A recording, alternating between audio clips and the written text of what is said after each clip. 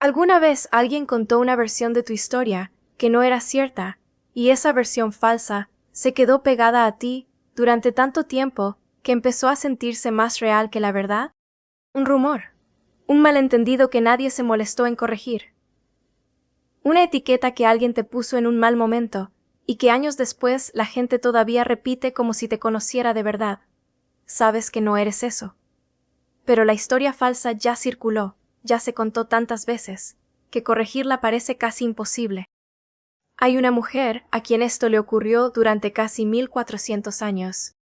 El mundo occidental la conoció, durante 14 siglos, como una prostituta arrepentida. Su nombre aparece en pinturas, esculturas, sermones y leyendas enteras construidas sobre esa idea. Y sin embargo, no existe una sola línea, en ninguno de los textos más antiguos que hablan de ella, que respalde esa historia. ¿Fue un error? Según algunos historiadores, una decisión deliberada, cometido por un solo hombre, en el año 591, que se quedó fijado en la memoria colectiva de medio mundo durante casi 1,5 años, hasta que la propia Iglesia que había sostenido ese relato decidió, oficialmente, corregirlo. Su nombre era María de Magdala.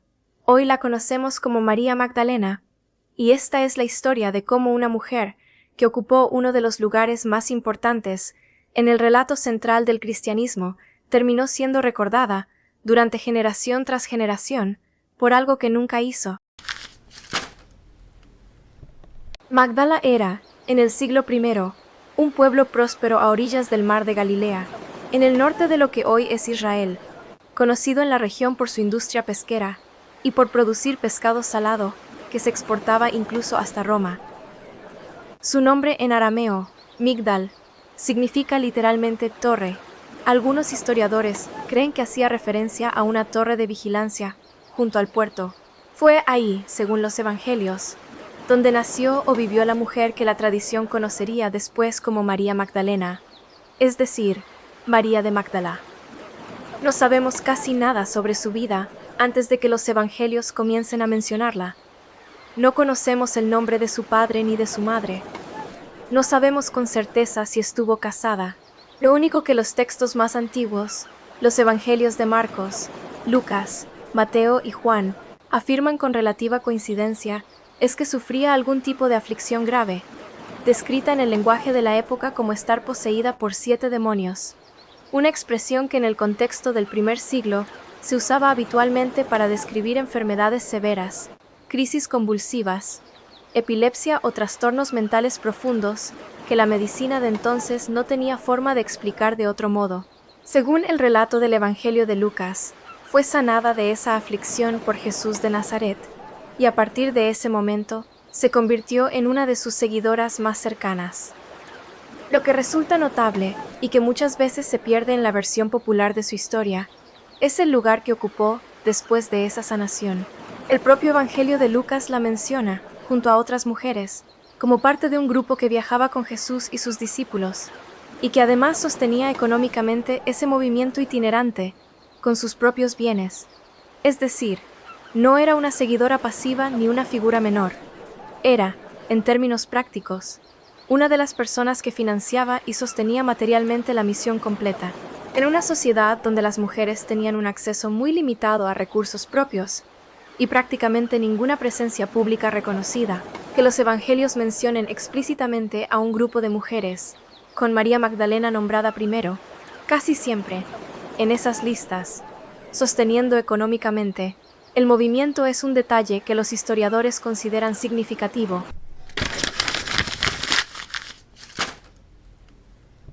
A lo largo de los evangelios, María Magdalena aparece mencionada en los momentos más importantes del relato, menis, casi siempre, entre los primeros nombres de la lista, un detalle que en los textos antiguos solía indicar jerarquía o cercanía dentro de un grupo. Está presente en la predicación por Galilea. Está presente, según los 4 evangelios de forma coincidente, en el momento más doloroso del relato cristiano, la crucifixión. Y aquí aparece un contraste que los propios textos bíblicos señalan, aunque muchas veces pase desapercibido en la lectura rápida. En el momento de mayor peligro, cuando Jesús es arrestado y condenado, el relato de los evangelios describe que la mayoría de los discípulos varones huyeron o se escondieron, temiendo ser arrestados también. Pedro, según los 4 evangelios, llegó a negar 3 veces conocerlo, pero un grupo de mujeres, con María Magdalena, mencionada en un lugar central de ese grupo, permaneció cerca de la cruz hasta el final, y después siguió el cuerpo hasta el lugar donde fue sepultado, para saber exactamente dónde se encontraba. Ese detalle, permanecer cuando otros huyeron, no es un dato menor dentro del relato.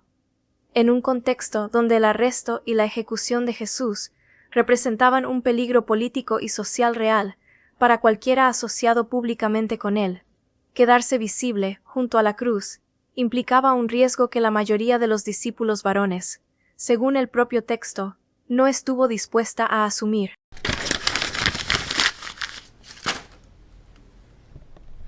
Los 4 evangelios canónicos, Mateo, Marcos, Lucas y Juan, coinciden en un punto extraordinario, algo poco común entre estos 4 textos, que fueron escritos en momentos distintos, para audiencias distintas, y que en muchos otros detalles no coinciden exactamente entre sí. Los 4 afirman que fue María Magdalena, sola o acompañada de otras mujeres según la versión, quien llegó primero a la tumba la mañana del tercer día después de la crucifixión, y quien primero encontró la tumba vacía. Según el Evangelio de Juan, el más detallado en este episodio, María Magdalena no solo llegó primero, se quedó llorando junto a la tumba vacía después de que los discípulos que ella misma había ido a avisar regresaran a sus casas, y fue ahí, en ese momento de duelo y confusión, cuando el relato describe el primer encuentro con Jesús resucitado, quien, según el texto, ella inicialmente confundió con el jardinero del lugar, hasta que él pronunció su nombre. Es un detalle narrativo que muchos estudiosos bíblicos consideran profundamente significativo, más allá de cualquier interpretación teológica particular. En el relato central de la fe cristiana, el primer testigo mencionado del acontecimiento que define toda la tradición no fue ninguno de los 12 discípulos varones más conocidos, no fue Pedro, ni Juan, ni Santiago. Fue una mujer, sanada años antes de una aflicción grave, que se había quedado cuando otros huyeron. Por esta razón, desde los primeros siglos del cristianismo, distintos padres de la Iglesia, incluyendo a Hipólito de Roma en el siglo III, y siglos después a figuras como Tomás de Aquino, le dieron a María Magdalena un título que perduraría, aunque de forma menos conocida que otras versiones de su historia, Apostola Apostolorum, apóstol de los apóstoles, porque fue ella quien, según el relato, corrió a contarles a los demás discípulos lo que había visto.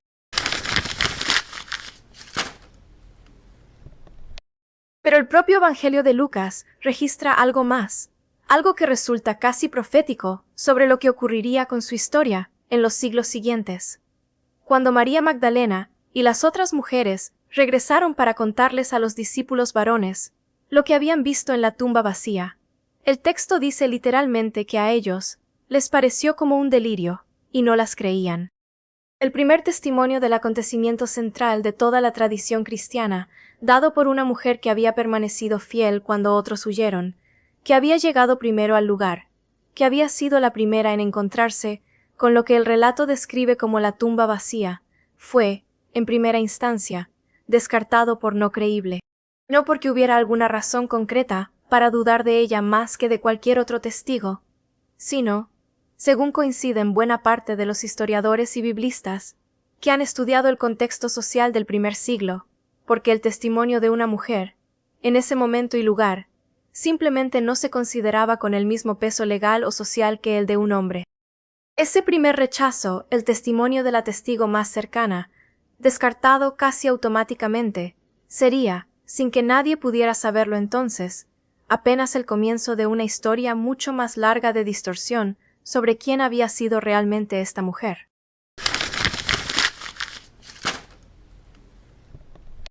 Durante los primeros siglos del cristianismo, especialmente en la tradición del cristianismo oriental, la que hoy conocemos como Iglesia Ortodoxa, María Magdalena fue recordada principalmente por lo que los evangelios realmente dicen de ella: la mujer sanada, la discípula fiel, la primera testigo de la resurrección. Esa es, hasta hoy, la forma en que las iglesias ortodoxas de Oriente la siguen venerando.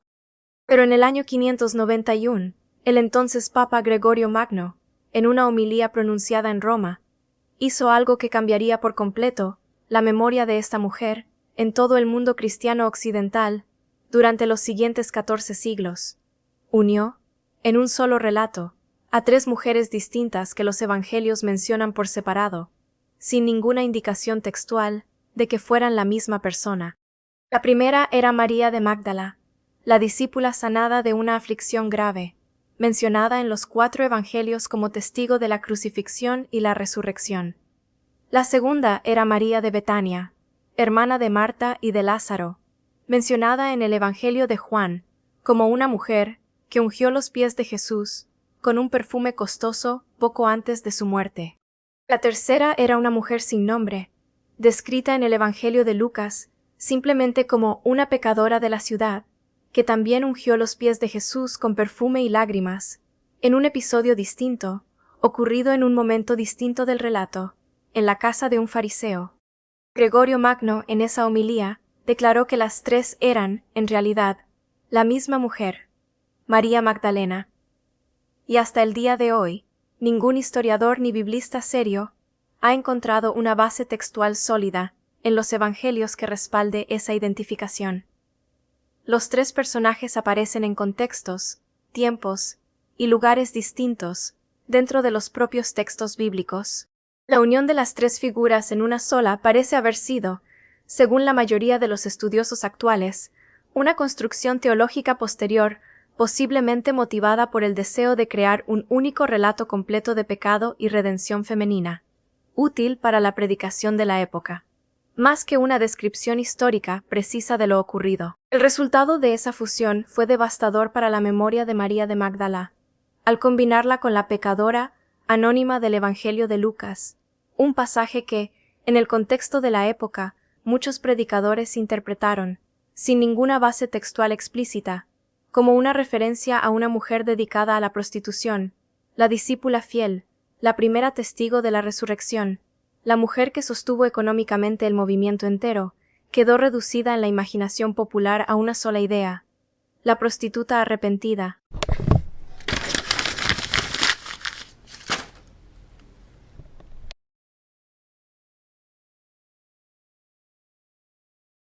Esa versión distorsionada no se quedó como una nota al margen de la historia cristiana.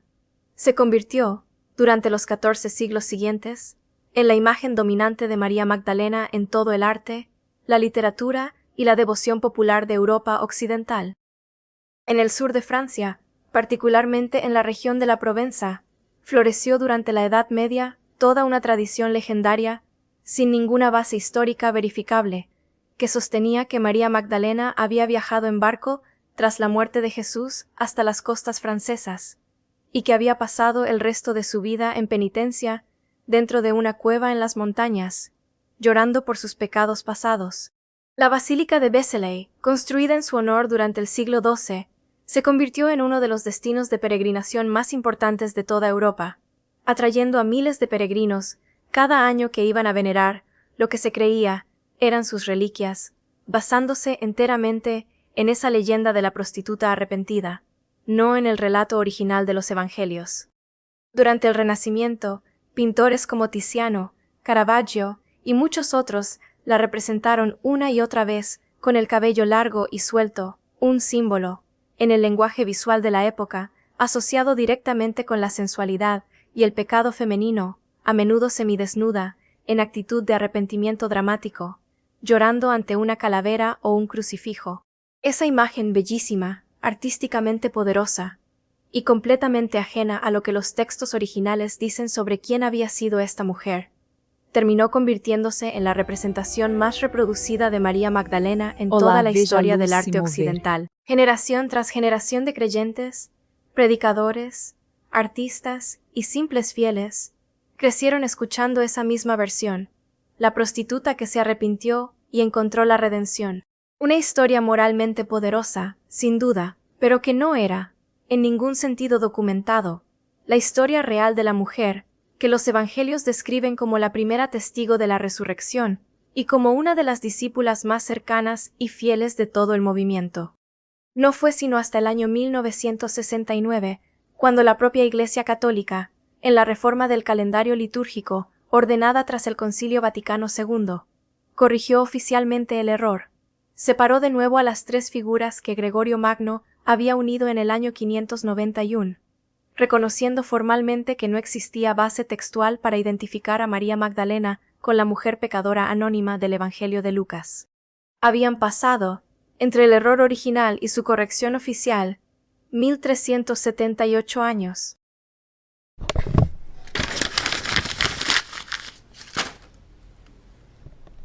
Hay algo profundamente incómodo, y al mismo tiempo profundamente humano, en darse cuenta de que una sola decisión, tomada por una sola persona, en un solo sermón, en el año 591, pudo determinar cómo el mundo entero recordaría a una mujer durante casi 1400 años, muy por encima de lo que los registros más antiguos y más cercanos a su propia vida realmente decían sobre ella.